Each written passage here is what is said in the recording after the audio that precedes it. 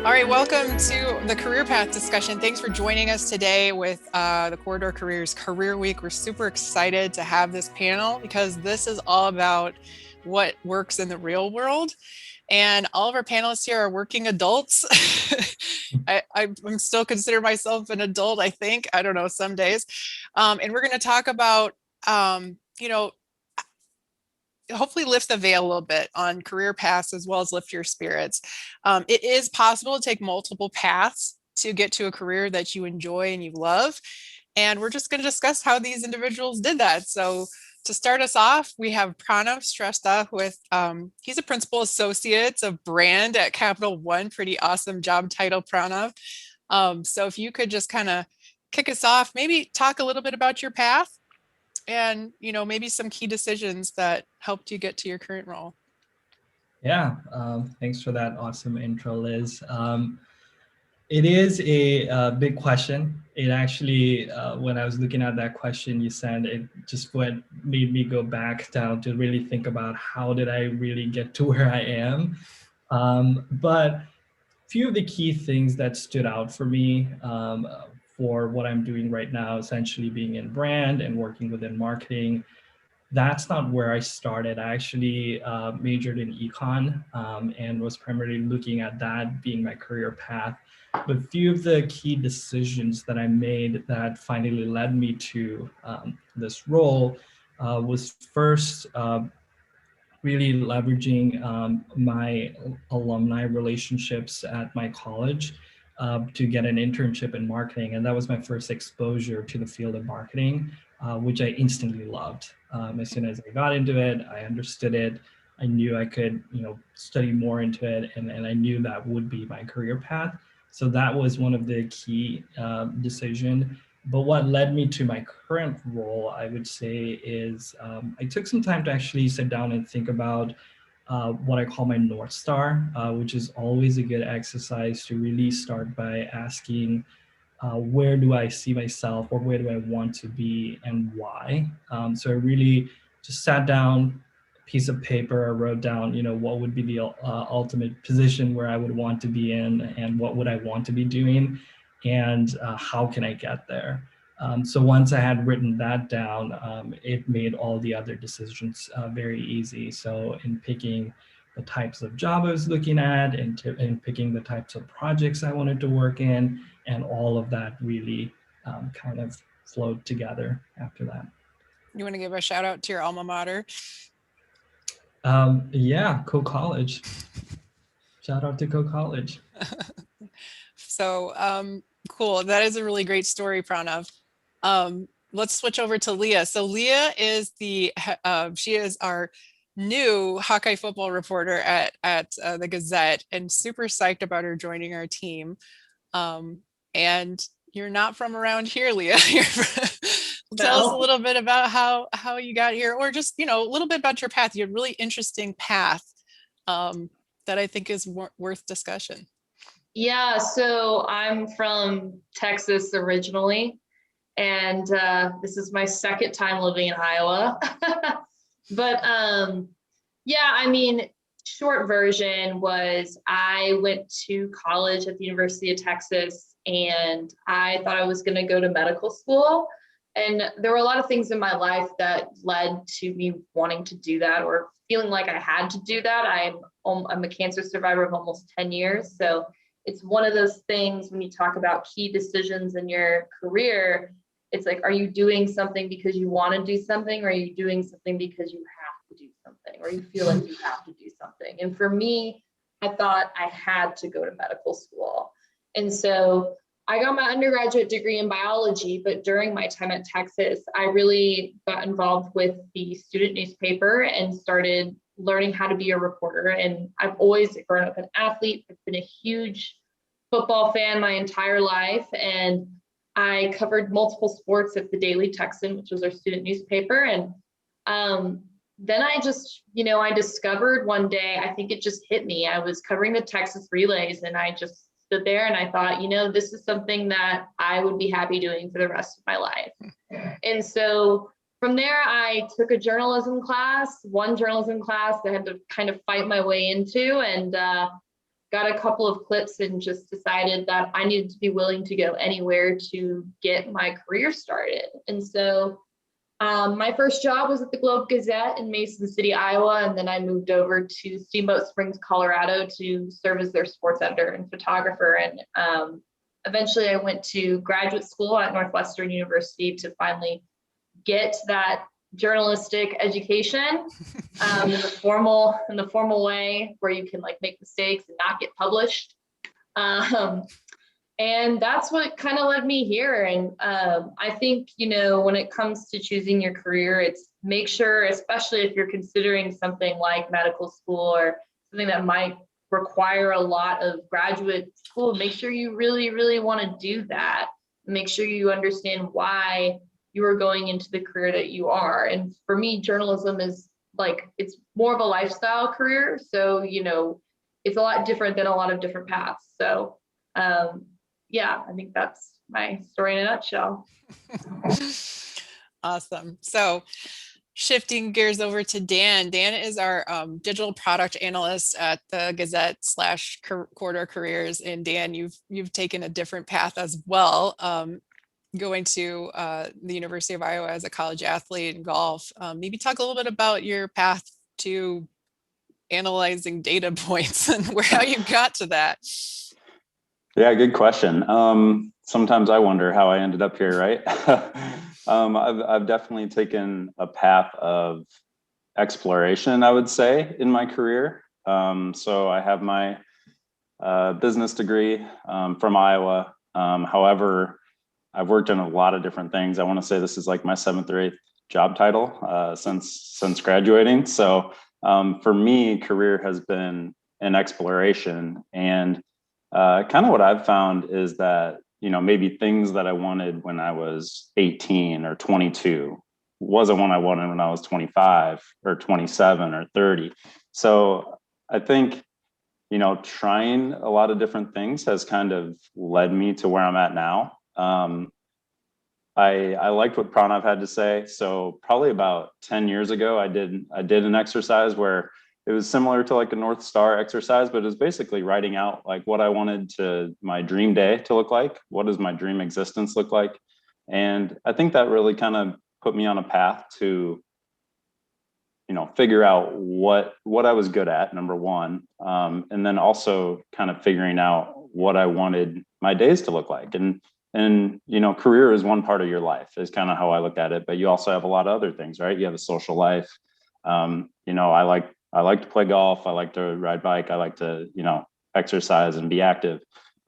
So I look at career as one part of my entire life, and how that fits in is an important part. Yeah, that's a really great point, because sometimes it's easy to get caught up in your career too as like your identity. And it's really good to have good boundaries between your career and your identity, I think, because we're more than our job. We're more than our home life too. And I just know myself, I'd gotten caught up in that over time, sometimes about, well, this is what this job title means about me. And it's really, there's much more to the story than that. All right. So let's say, who would you say were your strongest supports to bring you to your career path? Because we don't get to the dream job or a good job. It doesn't have to be your dream job, but you don't even get to a good job without somebody helping you get there. Let's go back to Leah. Maybe you can talk a little bit about who maybe mentored you, or if there were key people that helped you get to where you wanted to be. Yeah, so when I was in college and I took my one journalism class, his name's Kevin Robbins, my professor at the University of Texas. He is head of the sports media program there.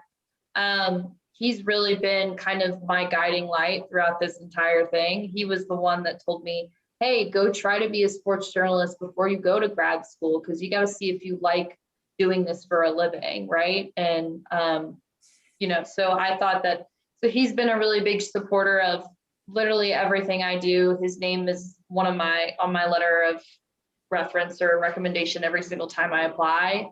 And after that, I would say my editor in Steamboat was a strong woman leader at the paper. And for me, I thought it was really important to have a woman as a strong mentor, because we don't see a lot of women in leadership, especially in journalism, even though the job is increasingly becoming more and more full of women. So I thought she was very important to have in my corner. And I went to grad school and the same thing happened. I had a professor named Melissa Isaacson, who's actually a University of Iowa alumna.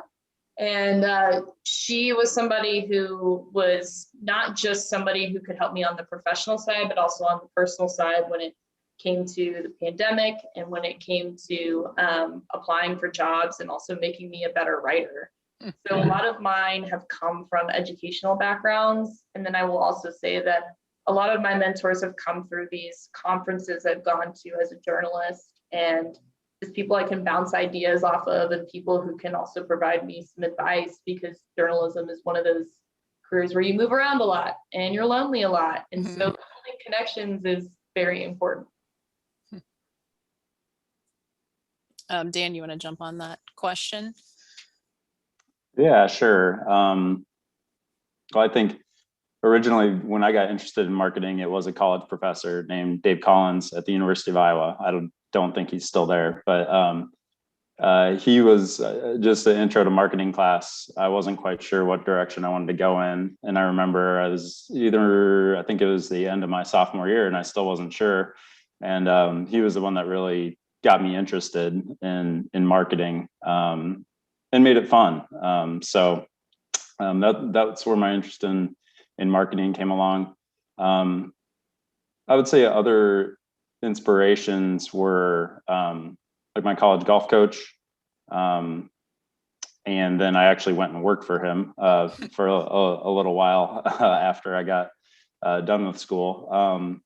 He definitely was a great leader and helped emphasize my strengths and helped me to realize what I was good at. And so that was a big help as well.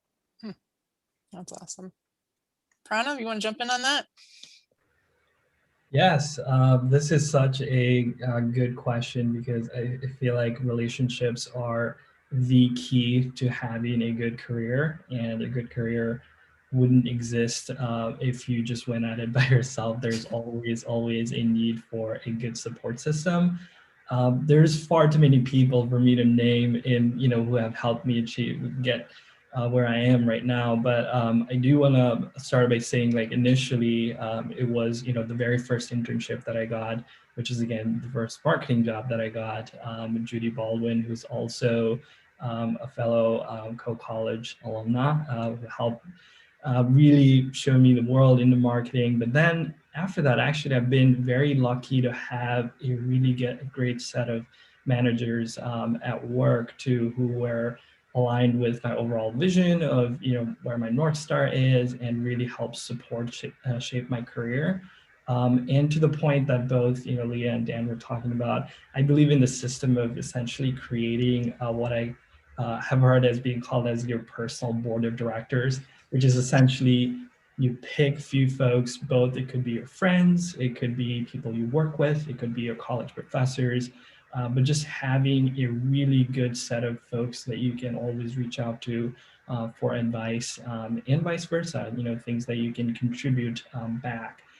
So even doing this, I'm really hoping that this is another way that hopefully I can help further build relationships that I'd already built in Iowa, but continue to maintain those. So overall, there have been lots of folks, and thankfully also at home, been lucky to have parents who have always been very supportive of the career decision and choices that I've made, and that always helps as well.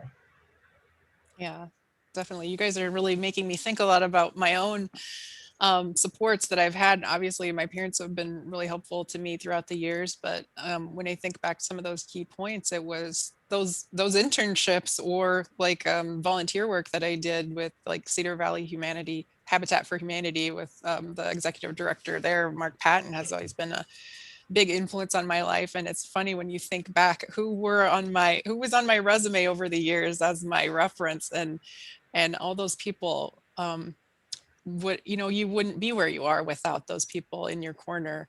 And so, forming relationships with people, letting people really in to your goals, I think helps you get those relationships, right? Like, so you can find someone who's aligned and is willing to help you, and fight for you, which is really excellent place to be. So, man, we talked about some big topics here tonight. What's some advice you'd have for maybe a job seeker who may be working right now, or maybe doing something that isn't as fulfilling as what they'd like? Dan and Pranav, you both talked about that North Star exercise. Leah, you talked about, that moment where something clicks and you're like, this is it for me. What about someone who isn't having that moment of like, well, there's so many choices, I don't know what I would be even good at? So we'll start with, anybody want to jump in on that? I can. What I would encourage is for someone that may not quite know, or that might be struggling a little bit, take your current job and find certain aspects of your current job that you might really enjoy, whether that's, customer service, or talking with people, or communicating, or maybe it's filling out, reports, or accounting, or something. There's got to be something within your current job that you really enjoy.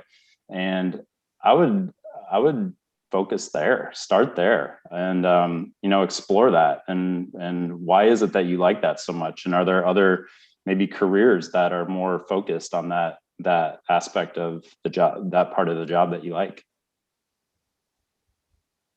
Yeah. Go ahead. Yeah. I will say, like, while I've kind of known what I wanted to do for a while, I will say there was a point in time the past couple of months after I graduated from grad school where I wasn't sure that sports was my path, and I was looking into other careers, and especially with struggling with where journalism is right now, I was like, oh, well, what else am I capable of? And so when I started going through LinkedIn or any other job board that you can find, you can kind of shop around and see what kind of excites you, right? Like, which one do you feel like you can write a cover letter for really easily? So for me, when I found this job, it was something where I always knew that I wanted to be in sports, but it was like that moment in the past, like, couple of months where I finally was like, oh, this is actually the sports job that I do want. This is, I thought I didn't want it, but I saw it and I wrote the cover letter in probably less than 15 minutes. And if it's really easy to write a cover letter for that job, then chances are you probably really, really want that job. And so maybe just shopping around and looking at what appeals to you might just be something that's fun and something that will give you some insight as to what looks interesting. And then you can go through the further research to find out if that's something that is fit for you. Yeah. So from my perspective, in total agreement with what Dan and Leah mentioned. Actually, I also went through that fun LinkedIn exercise myself. It's always great to see how people got to a certain position and what were some of the things that they did to get there. So that's always a really good way to orient yourself. But going back to the idea of North Star, that North Star exercise basically, it's good to orient yourself towards your North Star if you're not where you want to be in your career. It's just to sit down and figure out, and this isn't about finding your passion, it's about defining your ambition. That's how I see that North Star exercise of what's your ultimate ambition and why. So if you define that, hey, I want to be the CMO of Apple, for example, or if I want to work for a big brand, just continually asking yourself why do you want to do that?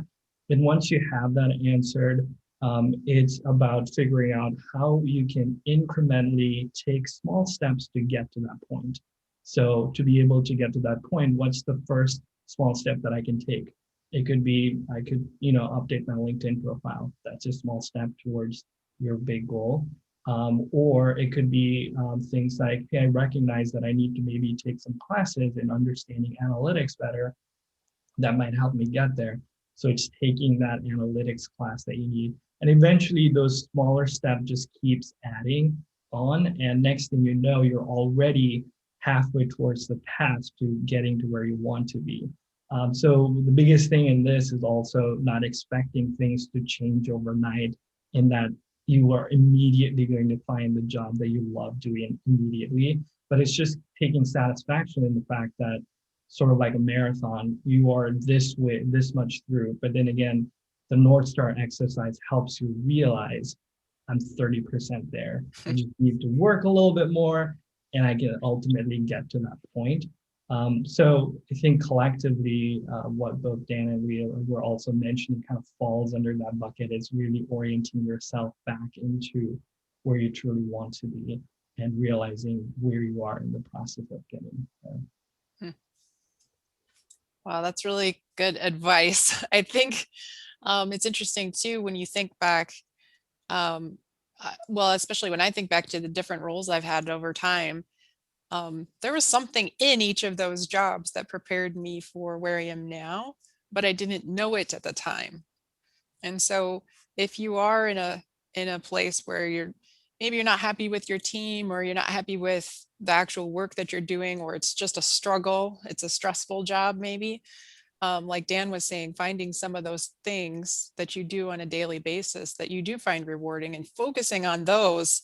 And that allows you to, okay, get curious. What other ways could I use these skills or expand these skills or learn more to grow these skills? Because obviously it's something I enjoy. And why shouldn't you be doing something you enjoy? I mean, we only have so much time to be here on this planet, and we should be doing things that are rewarding to us. So, okay, so this discussion we've been talking about is all about career path. So maybe just, if you were going, how often should we take a look at our career path to see if we are where we want to be? Anyone want to jump on that?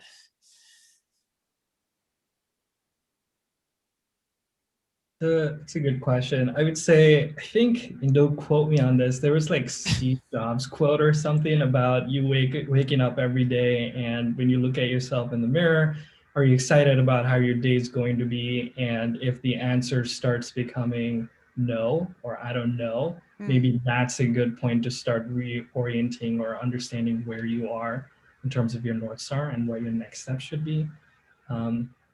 So that would be my answer.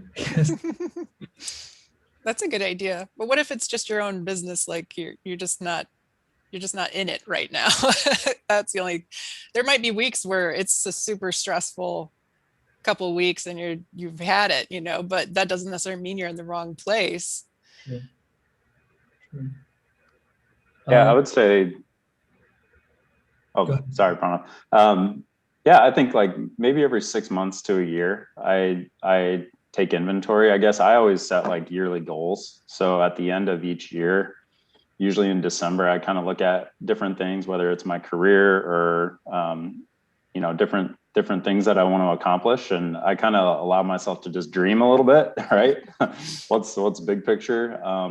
And so I kind of take inventory of how my career is going at that time. I do agree with what Pranav said. But yeah, I also know that there's times in any job where you just wake up and you're not in love with it. That's pretty typical. And that's something that's been constant throughout my career. But I know, if you think a little bigger picture and you do enjoy the people that you work with and generally, what your company does and what you're doing, you are moving in the right direction. I will say I'm probably the youngest on the panel.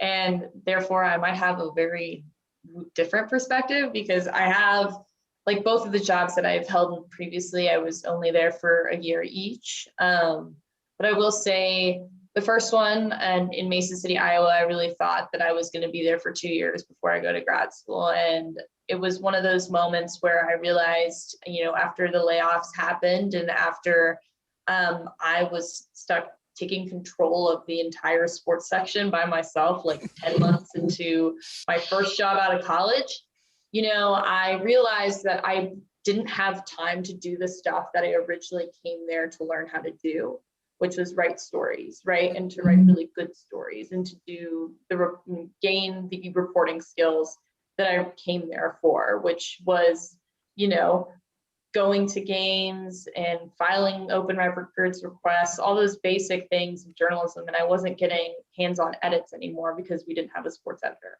So I figured, okay, we no longer have a sports editor position, so I can't even move up to sports editor. There's no upward mobility. I'm not gaining anything from this experience because I'm not writing stories. I'm doing all kinds of logistical stuff rather than doing what, I'm supposed to be doing to propel my career forward. Because if you're in an early career, like you're in your 20s, right? Like your younger 20s, your first job is probably not going to be where you stay for like the next, especially if you're a millennial, like we don't stay at a job for like 10 to 20 years anymore. So a lot, like that was like my stepping stone job, right? And so I wasn't getting what I wanted out of my stepping stone job. And so then I reevaluated, and I happened to have, again, those mentors come into play. I had a mentor who told me about a job opening that he thought I would be a good fit for. And then when I got to Steamboat, I realized, again, I was in this position where I wasn't doing what I needed to do to get to where I needed to be, right? So like reporting on alpine skiing is not going to get me to a college football beat, and or like writing about the latest bike race coming to town is more PR work than it is journalism work. And so I think you have to, if you are somebody who's looking for a lot of upward mobility and you're looking towards taking steps to a specific dream job, I think evaluating what it is you are doing in your day-to-day life, just keeping that in the back of your mind and making sure that you are making actionable steps towards your dream, right? And I'm the kind of person who, I'm a dreamer and also I'm very ambitious. And so if I'm not taking steps towards my dream, then there's a problem. And I think Matthew McConaughey has a quote somewhere, and he's a professor at UT, so hook 'em horns, about not getting complacent ever in what you're doing. And I think that's, you can take that as it is. You can take that in a healthy perspective, maybe not too like extreme. But that's how I feel, is I don't want to be complacent. I want to be challenged. Yeah. And that comes down to like having a fundamental value for yourself, right? So in Monday's discussion, Bobby and I talked about, Bobby Stanley with Urban Dreams here in Cedar Rapids, we talked about not selling yourself short. And, you have to be willing to go there with yourself and know that you have value and that your value is unique, and be willing to, potentially sacrifice some things in order to get to where you want. And some of those sacrifices aren't necessarily, they might be, relating to taking a job that maybe isn't perfect, but is going to get you to that next step, and allowing yourself to not live there forever, right? Like we can try different things, and it's okay. The other part of that is finding good mentors within your, the place that you're working for. Like, is your manager helping you to achieve those goals? Because I think those should be discussions that you have on an annual or quarterly basis with your manager to see, okay, is it still something that you're enjoying doing? And how can I help you get to where you need to be? I think those are really, those kind of coaching managers are kind of where management, and I say this as a manager, I see that that's the direction that good management is taking right now, which is really exciting. It's a really exciting time to be doing management, because there's so many resources about being a good coach to your teams and helping them manage their time, manage through the pandemic. And we've learned so much over this last year about how to connect remotely that we never would have done before. I just think there's some great opportunities there. Well, any parting thoughts for our job seekers today? I have a question for you, Liz. I believe you're the only one on this little panel we have going that has kids. Yeah. Right? Pranav, no kids. Leah, no kids. So I'd like to know, I don't have any kids. So I'd like to know how having children has maybe influenced your career path, or has it? Yeah, it's definitely influenced my career path. I graduated with a degree in music as a performance major. And so I took a variety of internships to get into marketing to potentially prepare myself for that next career path that could support a child. So that's definitely influenced me. But I think there were times that was a struggle, right? Like I got laid off when I just had a kid. And that was a really trying time. And you feel super desperate. It was back in 08 when the whole economy crashed and everything was changing. And I didn't know what to do. So there is a path out of that. And I think one of the key things that I learned was that I needed to know what I wanted more than anything, because that helped me understand, okay, I do have these responsibilities, but what am I not willing to sacrifice? And once I kind of knew where my lines were, it got a lot easier to make decisions that were good decisions. And not every decision I made was great.